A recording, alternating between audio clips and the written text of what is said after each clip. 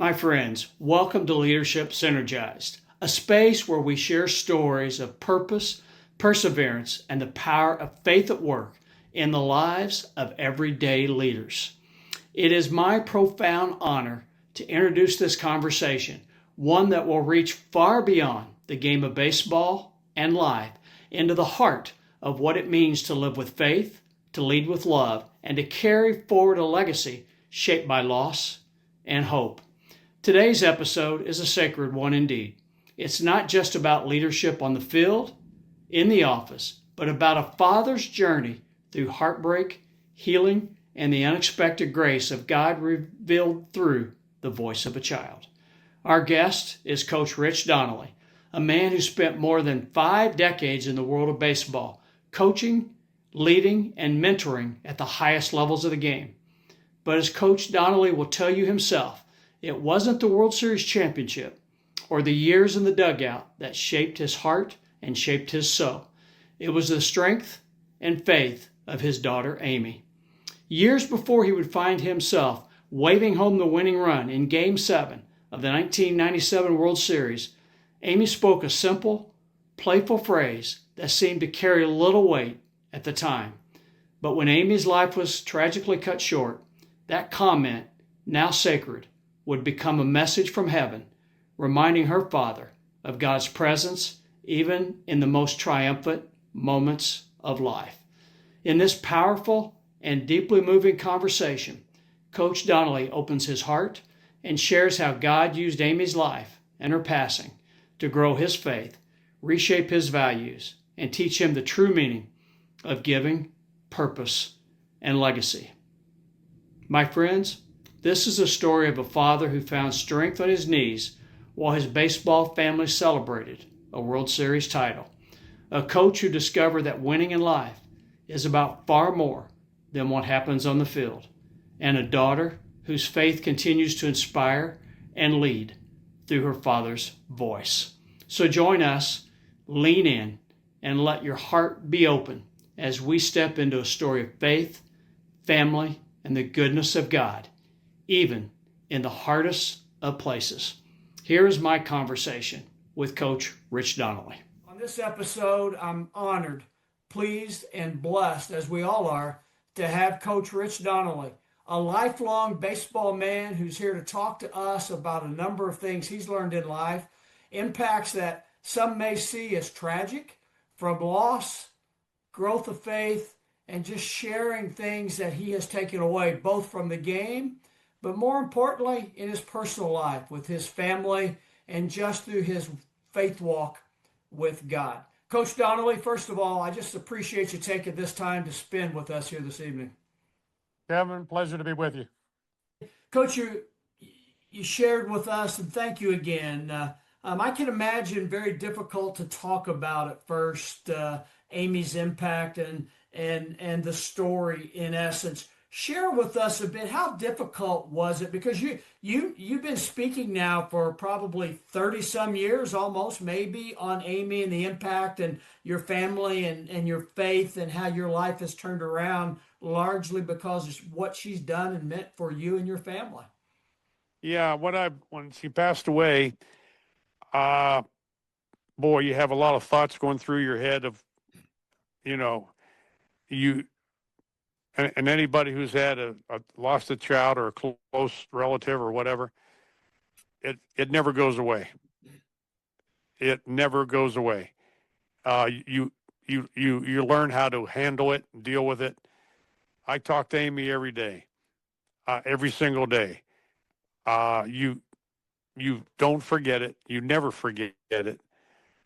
But I made a vow, and I've tried to live by it. I don't try to be as good as Amy. I can't. It's impossible. But I said I got 2 choices here. I could go hide, make everybody feel sorry for poor old Rich, and or I could do what she would have done had I passed away. And I know what she would have done. She would have told everybody how great her dad was and told jokes and everything else. Well, at that moment, I said, that's what I'm doing. And the other thing I'm going to do, and she taught me this, I'm going to use every single day. Mm. Every single day. I'm going to get up.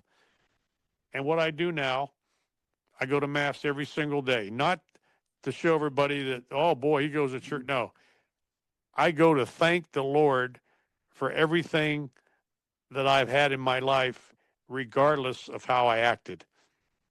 I thank him. Like I said before in this interview, I said, I owe a debt. I owe a debt. And maybe I could be Amy to somebody else. What she was to me, I have a priest, Father Tito Alvarez in Miami. This is another story. He read he heard about the story. And one day at his church in Miami, the priest usually gives a homily about the epistle and the gospel and a reading from the Bible. Well, he was so infatuated by the story, he told the big congregation, I'm going to talk today, if I may, about the chicken runs at midnight. Mm. And he told the whole story. And in the crowd was a friend of mine from Steubenville named Jeff Grill. And Jeff went up to that priest, Father Alvarez, who is my dear friend now. And he says, hey, I know that guy. And the father goes, you do? He says, yeah, you want to call him? Well, that was about 15 years ago. And we talk about twice a week. And he tells me all the time, your daughter has helped me through some tough situations. When I need help, he said, I call Amy and she delivers every time. He said, she's amazing. She's still working, and I tell him all the time, I talk to her all the time. I said, if I have a problem, I said, Amy, help me out. We got to get through this. This sounds crazy. I'm closer to her now than I was as her father when she was alive. And I don't know if that's bad, good, but I'm closer now. I'm closer to her now because I think of her every day. Back then, I didn't. I think of her every day. I ask her for help. I try to be like she did. I mean, think of it. You're going to die, and you know when you're going to die, but that's the last thing you care about. I couldn't, boy, I don't know if I could do that. That's why I told her, I can't be Amy, but I can sure try. And that's what I try to do every day now. I try to get up every morning early. Don't waste my day. Try to and just be nice. She was nice. She was funny. And I try to do it every day. I try to do it every day because I know if this was turned around, that's what she would do. Coach, one of the things you allude to in the book a bit is what you found after Amy had passed and you went back into the room to clean some things up that really, again, reiterates the selfless nature of her thought and focus on being towards others. Yeah. She passed away at Children's Hospital in Dallas. And when I'd go to visit Amy, she, of course, was in the unit where all the kids were terminally ill. She was the oldest one at 17. All the other kids were like 9, 8, and they had one wagon there at the hospital. And once a day, they'd put 4 or 5 of them in the wagon. They'd drive them down to the end of the hallway. You look out over the skyline of Dallas. That was their big thrill of the day. But the kids had to wait for the wagon to come back before it went again. So when she passed away, I went into her room, clean out everything, and I pulled out a drawer, and there was an envelope in there. And in the envelope was a check made out to Children's Hospital. And there was a note with the check. And she said, Dad, take this check and make sure all the 15 kids in this unit have their own wagon.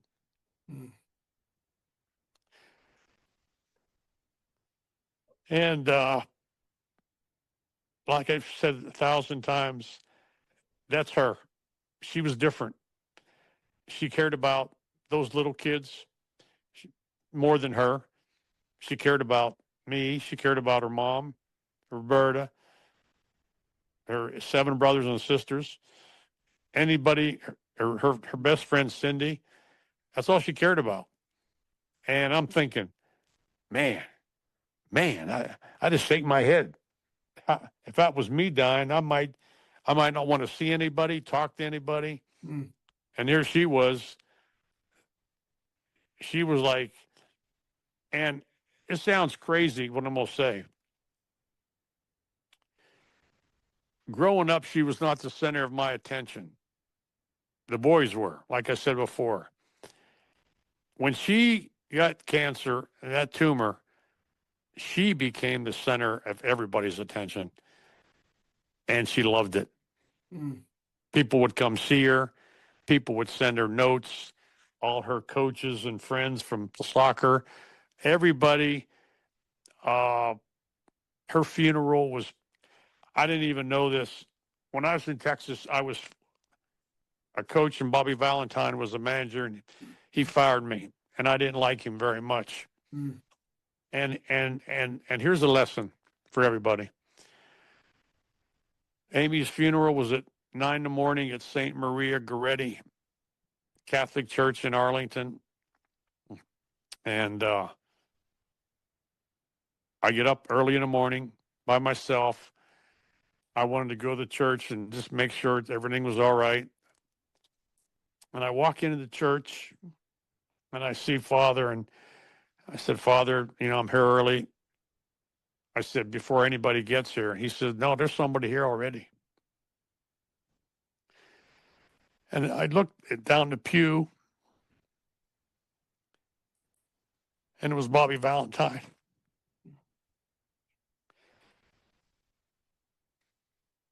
The man who had fired me. And boy, powerful, just powerful. No words. No words to say. Mm. I went over, I hugged him. Mm. I thanked him.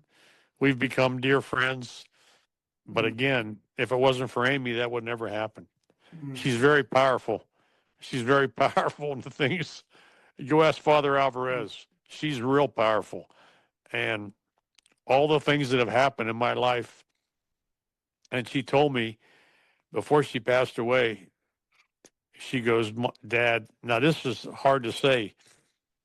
I divorced her mother, or she divorced me. And she said, Dad, it's okay if you marry Roberta. I love her. And she's powerful. She's this powerful girl. So, like I say, I have a note. It's right behind me on the way out the garage. She sent me a note in Atlanta where we were playing called it said, the chicken runs at midnight. Love, Amy. Good luck. It's framed. It's right above my door going out. I see it every day. And she's been gone, boy, 20-some years. And I think of her every day. I laugh. I talk to her. I ask her questions. I know what she's going to say. And I try to make a lot of my decisions based on what she would tell me to do. And it's wonderful. It's wonderful. Coach, there's a part in the book that we haven't touched upon just yet. After Amy had passed and Craig Counsell had been acquired during the season of the World Championship and later scored that winning run, the chicken runs at midnight. You happen to decide to go to church.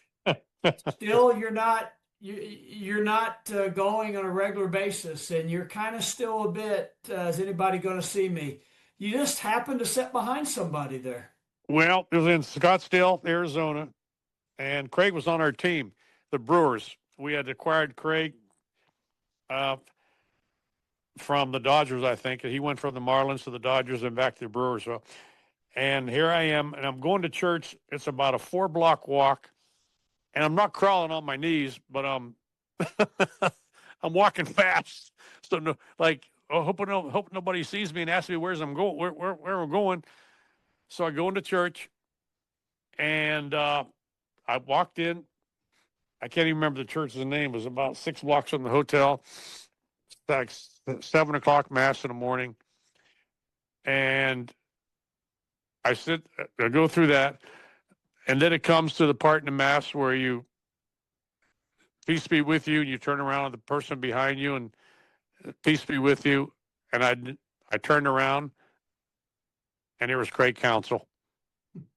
And it was like, yes, it's okay to go to church. Yes, there's some good guys in this game that they go to church and they're proud of it and they like it. And it just like reinvented me again. And it was like that was supposed to happen. Of all the people in the world that would go to church that day, at that time, and we'd sit next to one or behind or whatever, and it was Counts. And again, and then on the way home, I told Counts, I said, Amy had something to do with it. He goes, I don't doubt it for a minute. During that World Series aspect, Craig Counsell, he wasn't aware of his nickname that your sons had for him. Is that correct? No, he didn't know nothing. In fact, he was with Arizona. I was with the Dodgers. We went down to play him one day. And this was 2 years later. No, this was 8 years later, maybe. And he come over and he go, Rich, am I the chicken? What's this story about the chicken? And I told him, and he lost it. It was batting practice, and he lost it. He just started tearing up, and ever since then, I'll tell you what he does each year. In fact, I'm not sure what weekend it is. It's coming up where the players wear their nickname or any name they want on their back, not their real name. Well, he wears the chicken on his. Oh, wow. So he's proud of it. We talk once in a while, and you talk about a first-class human being, went to Notre Dame, strong Catholic, good faith man, and the stories, we always say, you can't make all this up, all these coincidences. You can't make it up. Well, Coach, thank you for sharing that piece. Many times I think in this environment today, and maybe it's not just today, those of us that don't touch those professional stars or athletes, we lose sight of the fact they're human beings like the rest of us doing 9 to 5 or 7 to 3 blue collar, white collar jobs, and they're good people. And what a great example, Craig Counsell, of that aspect. But I also want to state, one of the things that jumped out at me was when Amy would come to Pittsburgh and babysit the players' wives, for the players' wives and babysit their children and the husbands, how close and how just about everyone seemed to love her and draw to her in that aspect. And they showed up and shared their respects after she had passed away. Well, like I said before, Amy was more like me than any of my boys, but she loved coming to Pittsburgh. She knew her brothers were bat boys. She wanted to be a part of this somehow, some way. So now you got to know her. She's in high school, and she talks her way in. See, they have a wives' room where all the wives and kids go during the game, all the little kids. She talked the Pirates somehow. I didn't know nothing about it. She was like she ran the room where all the kids and the wives were. And because she wanted to be a part of the Pirates. She was more, if I'd have told her, Amy, you can be Batgirl tomorrow, she'd have done that in a minute. But she couldn't do it. So she was going to finagle her way in to be a part of that team. And she became, Lord, the biggest Pirate fan in the world. She was like me. She'd come up in the summer for some games, and if we lose, she'd sit in the back seat and wouldn't talk the whole way home. So, like somebody else we talked about. Yeah. But she was like me. She couldn't have been more like me. And then as the years went on, my son Tim, he's the assistant head coach at Marshall. I just played golf today with my son Bubba and my granddaughter Marin. And they tell me all the time, they say, Dad, you didn't know Amy. We did. She's you. Mm. She's you. She's tough. She got a foul mouth, and she don't take crap from nobody. And they'll tell me all the time, it ain't even close. They'll say, Dad, if we tell you what she did at school, this one girl, I guess she slapped, she hit her friend Cindy, and they said Amy knocked her down 3 steps of stairs and beat she was tougher than nails. Hmm. She was, but they said, Dad, she was more like you than any of us. She said, we're too nice. I just laugh because that's her. Coach, as we wrap up our time together, what a great book, The Chicken Runs at Midnight by Tom Friend. How difficult was it for you to sit down and put this book together with Mr. Friend? Well, you know, when you start telling stories, you actually get into the emotion of the moment. The moment when I had to go in, the moment when we found out she got the tumor, when I had to go in and tell her goodbye, the note she sent me in Atlanta, going to the funeral home and getting that on her on the tombstone, just all the, and then of course the the night that the chicken ran at midnight, all those emotions. It wasn't hard. It was actually easy because you lived it. You didn't have to make nothing up. All you had to do was tell the story. And the more things I told Tom, he goes, "Oh my Lord, oh my!" And then I've got, in fact, we're working now, trying to work out a movie contract. I've had 5 or 6 big time producers trying to do this movie. We're going to hopefully get it done. And they've told me, Rich, this will be the greatest story ever told on a sports movie. And I'm like, really? And I go, yeah, really. So she's still working. Well, she's not going to stop in that aspect. Coach Donnelly, you speak and tell this story, and I know you've got a website or a posting. Talk a little bit about how, if anyone listening to the podcast, viewing or listening, maybe they want to connect with you to see about having you serve as a speaker. How can they reach out to you? Well, email is probably the best way. One time I gave my phone number out, and that was a mistake. Yeah, don't do that. I got 1,600 phone calls. No, they could email me. It's Rich, capital R, then small ICH, capital D, then ONNELLY, the number 45 at yahoo.com. So Rich Donnelly, the number 45 at yahoo.com.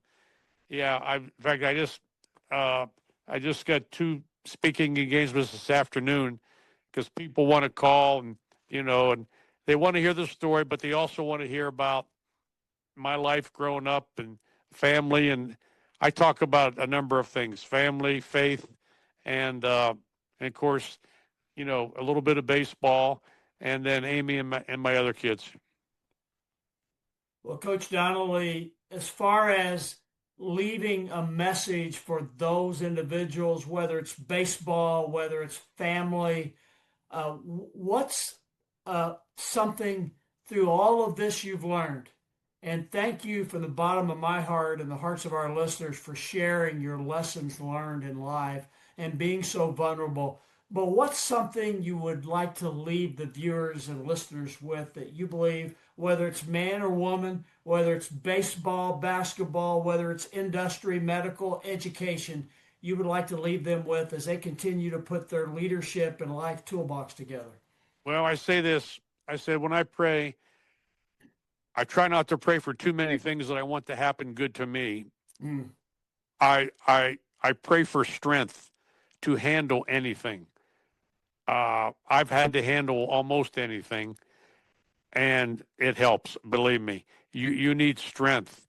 Then I try to be a good person. I try to help people out. I try to take the spotlight off myself. I try to talk to other people. I have a thing that when you get old, Kev, when you get old, I have a rule. When people say to me, Rich, how you doing? Great. That's all. And I don't ask people how they're doing because they'll tell me, and it takes 4 hours, and it's usually about every sickness known to man. So when I see someone, here's what I say. Hi, Kevin. Good to see you. That's it. And then let you go. Let you talk. And if you want to tell me about yourself, go ahead. I try to get the spotlight off myself. But I pray for strength. And I try to, I don't know, I try. I try to get rid of that ego that I had early in my life and put it on someone else. Go up to somebody. All you got to do is walk up to someone who has 4 kids and say, how's your kids doing? And let them go. Let them talk. They love to talk about their kids. Don't make it all about you like I did. Make it about someone else. And if you could help anybody along the way, in whatever way, maybe they need a ride, maybe whatever, it don't matter. My wife has taught me so much. She's the most generous person in the world. She, one day, can I tell you 2 quick stories about her? Go ahead, please. I come home one day, and we have a house where I sort of hang out down here in the rec room, and I have a kitchen, my own kitchen. I don't cook. I just have a kitchen, and I have regular silverware. Well, one day I come in, I went to get my silverware, and it was all plastic. And I went, hey, what'd you do? Where's our silverware? She goes, there was a family at church that had nothing. I gave it to them. Wow. Then, and then here's the type of girl that my wife is. We have 2 dogs, Junior and Charlie, and she walks them every day, big dogs. And she says this lady drives by 100 miles an hour every day, and she keeps doing it. She drives too fast, and she almost hits them every day. And in the back of my wife's mind, one day the lady hit a bump, and boom, her hubcap fell off, and she had a flat tire. And Roberta didn't say nothing, but she said in her mind, that's what you get. I'm glad it happened to you. Okay? All right. 2 hours later, my wife put the dogs in the cage here. She went to that lady's house and knocked on the door. And she says, I want to tell you something. I see you drive by every day, and I wish bad things on you. And I just want to come to your house and tell you that I apologize. Now, what person does that? Wow. And that's what kind of people I deal with. So I tell people all the time, I've had some wonderful teachers in my life, from Amy to Leanne, Tiffany, what they did in Las Vegas, from my son Mike, from everybody. And try not to make it about yourself all the time. I mean, we all like to see our name in a paper. Okay, fine. But let's try to help somebody else out. Let's try to have some. Roberta has great compassion for other people. I'm learning. I'm learning too. And I try to tell people, try to have compassion for other people. I'll tell you what, it will help you. It will make you feel good. And in the Lord's way, it'll come back to you in spades. Coach, thank you for sharing. And with that message, if we all go do that, we may find the chicken is running at every midnight. And I know Coach Donnelly knows that Amy and that chicken will run in his life at every midnight. Well, when I sign all my books, I said, if Amy was here, what would she say? And I sign all my books the same way. May your chicken always run at midnight. I love that, Coach. Coach, from the bottom of my heart, I appreciate you taking this time to share Amy and Mike and Tim and Bubba and yourself and Roberta and your daughters and your granddaughters. And just thank you for sharing your message. It means so much. And I'm excited. I think it will be the most impactful sports movie that I will have watched in my lifetime. And there's been a number in that piece. And I keep doing what you're doing, my brother and friend. And I know God's not done with you, with us. And we have that purpose to continue to become more like Jesus. And I'm so very proud of you. And I love you as a son of God, a child of God, and I can't thank you enough for what you've done and what you're giving us here. And I encourage everyone to go out and get the book. Don't wait for the movie. Go get the book. It's fascinating. Once you get it and start, you won't be able to put it down. But Coach Donnelly, thank you, my friend. Kevin, thank you for having me on. I appreciate it. And thank you for watching. God bless you. Thank you so very much for joining us on this unforgettable journey with Coach Rich Donnelly. If his story moved you, inspired you, or reminded you of the quiet ways God shows up in our lives, please share this episode, subscribe to Leadership Synergized, and leave us a review. Until next time, keep leading with purpose, walking in faith, and listening for the sacred whispers along the way. May God bless you, and may the chicken always run at midnight.